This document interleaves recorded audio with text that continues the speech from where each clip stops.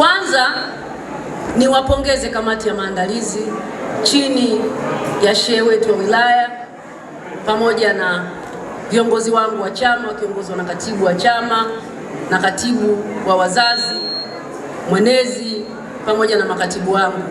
Wamefanya kazi nzuri sana na baadhi ya makatibu wa kata kwa ajili ya kuandaa tukio hili adhimu. Lakini kuandaa ni jambo lingine. Watu kukubali kuja kushiriki na wewe iftar ni jambo lingine. Mimi nishukuru sana. Kuna wengine wanaandaa lakini wanakosa watu wa kuwaunga mkono. Kwa hiyo sadaka hii ya leo ya iftar sio yangu mimi Esther Bulaya, ni ya yetu sote. Tumshukuru Mwenyezi Mungu kwa kutupa kibali kwa kuhakikisha hili linafanikiwa. Lakini kikubwa naomba mniombee ili Mungu anipe wepesi, atupe uzima, ila kila mwaka tupate kukutanika kwenye iftar kama hii ya leo. Kwa hiyo natamani ndio uwe utamaduni wangu wa kila mwaka. Lakini ndugu zangu, wananchi wa jimbo la Bunda mjini, tunapaswa pia kuombea viongozi wetu. Tunapaswa pia kuombea amani ya nchi yetu.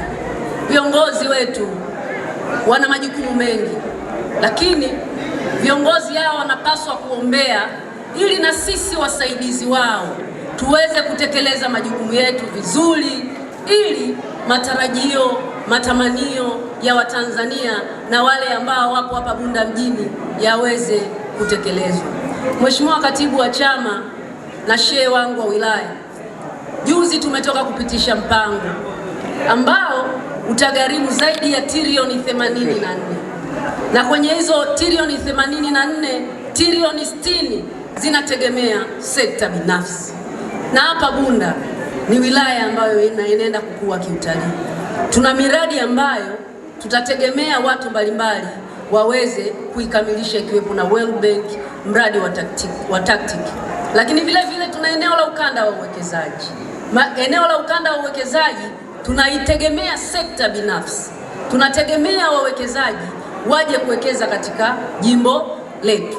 Na nashukuru Waziri Kitila wa mipango na naibu waziri alifanya ziara na akatuambia miongoni ya maeneo ambayo serikali inaweka kipaumbele ni pamoja na eneo letu la Bunda la Tairo. Mimi na nyinyi ombi letu ni moja. Tukidumisha amani na utulivu, investors watakuja kuwekeza. Mji wetu wa Bunda utabadilika. Wadogo zangu, vijana wetu, mama zangu watapata ajira. Lakini Mheshimiwa Rais ana mpango mkubwa wa mkoa wetu wa Mara. Hivi tunavyozungumza zaidi ya bilioni 300 zitajenga uwanja wa Serengeti. Lakini kwenye mpango wa taifa huu ambao tumeupitisha, tayari mkoa wa Mara inatakiwa ijengwe reli ya SGR kutoka Tanga mpaka Msoma.